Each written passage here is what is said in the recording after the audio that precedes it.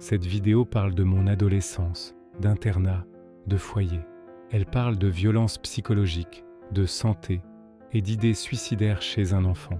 Si ces sujets sont trop lourds pour vous en ce moment, s'il vous plaît, prenez soin de vous. Aujourd'hui, je sais que j'étais autiste, TDAH et transgenre. Personne ne l'a vu. Absolument aucun professionnel.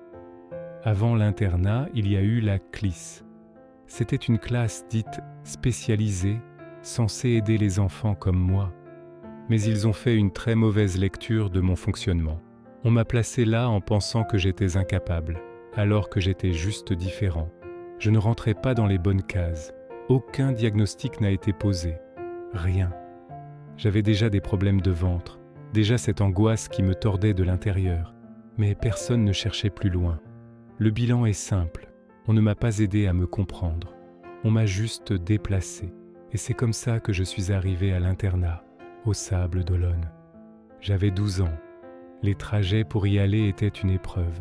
Je devais les faire avec le compagnon de ma mère, un homme que j'appelais Dark Vador, et avec mon père biologique, une figure imposée mais complètement vide de sens pour moi. C'était un arrachement.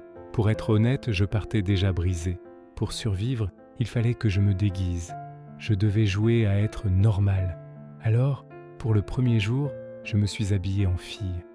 J'ai enfilé un costume, je suis entré dans un personnage qui n'était pas moi. Pour moi, c'était un déguisement, une souffrance, un rôle qui n'était pas moi. Ce décalage a créé un gouffre. J'étais perçu comme bizarre, je restais seul dans mon coin. Mon prénom féminin trahissait chaque jour mon identité. Je suis un garçon. Et mon corps, lui, a commencé à crier tout ce que ma bouche ne pouvait pas dire. J'ai frôlé plusieurs fois l'occlusion intestinale. Une mort lente, physique et psychologique, orchestrée par l'incompétence des professionnels et un environnement totalement inadapté.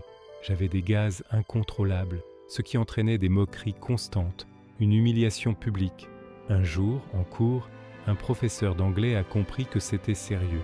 Il m'a sorti dans le couloir, puis envoyé à l'infirmerie. De là, direction les urgences. Aux urgences, l'attente a été interminable. J'ai subi plusieurs lavements pour adultes, alors que j'avais à peine 12 ans.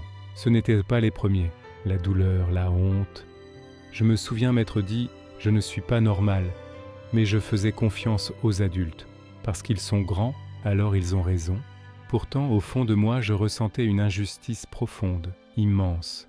Après tout ça, on m'a ramené à l'internat comme si de rien n'était. Mon corps criait ce que je n'avais pas le droit de dire. Je suis un garçon. Mais si je le disais, on ne me prenait pas au sérieux. L'enfer continuait dans la chambre, que je devais partager avec des filles. Aucune intimité, mon identité niée en permanence. J'entendais leurs conversations, des trucs de filles que je ne voulais pas entendre. Et j'avais cette peur panique que les choses intimes de filles m'arrivent à moi aussi, car je devenais ado. Jamais, absolument jamais je n'aurais voulu vivre ça. Heureusement, ce n'est arrivé que bien plus tard. Pendant les récréations, je m'enfermais dans les toilettes. Je regardais ma montre. Je comptais les jours, les heures qui me séparaient du week-end, 1 sur 2, où je pouvais enfin rentrer chez ma mère. Ces week-ends, je les passais en famille d'accueil. Ma chambre était mon seul refuge, et encore, je devais la partager. J'attendais que les autres sortent pour enfin être seul. Je me mettais sous les couvertures, je pleurais en silence. Je m'évadais en rêvant. Je rêvais d'un papa, un vrai papa pour me sauver. Un papa que j'aimerais, pas un qu'on m'impose. Parfois, on venait ouvrir mes volets de force. On ne comprenait pas mon besoin de repli, de solitude. Ce n'était pas de la paresse, c'était de la survie. J'ai appelé à l'aide de toutes mes forces. J'appelais ma mère en pleurs. « Viens me chercher », je la suppliais. Elle me répondait « Non, tout va bien, tu vas te faire des amis ». Il n'y avait aucune solution. Alors, un jour, j'ai écrit un mot au directeur. C'est un moment gravé en moi.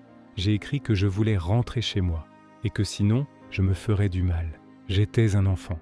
C'était un appel au secours désespéré. C'est seulement là qu'ils ont réagi. Après l'internat, on m'a envoyé dans un foyer pour filles à Angers. Il y avait moins de monde, c'était moins ouvertement violent, mais c'était toujours aussi inadapté. Toujours cette négation de mon identité, ce rejet de qui j'étais. On a commencé à me mettre la pression pour des stages sans jamais se demander si le cadre me convenait. Les éducateurs pensaient être des professionnels, mais leur formation rigide ne leur avait jamais parlé de transidentité, d'autisme ou de toutes ces différences qui font qui nous sommes. Moins violent ne veut pas dire acceptable. Plus tard, des années plus tard, quand j'ai rencontré Louis, j'ai enfin compris ce que mon corps, mon esprit, cherchait désespérément depuis l'enfance. Une figure sécurisante, un point d'ancrage. Un endroit où je pouvais enfin, simplement, être moi. Merci d'avoir écouté mon histoire jusqu'au bout. Si vous vous êtes reconnu, n'oubliez jamais que votre voix compte. N'hésitez pas à vous abonner pour suivre la suite. Prenez soin de vous.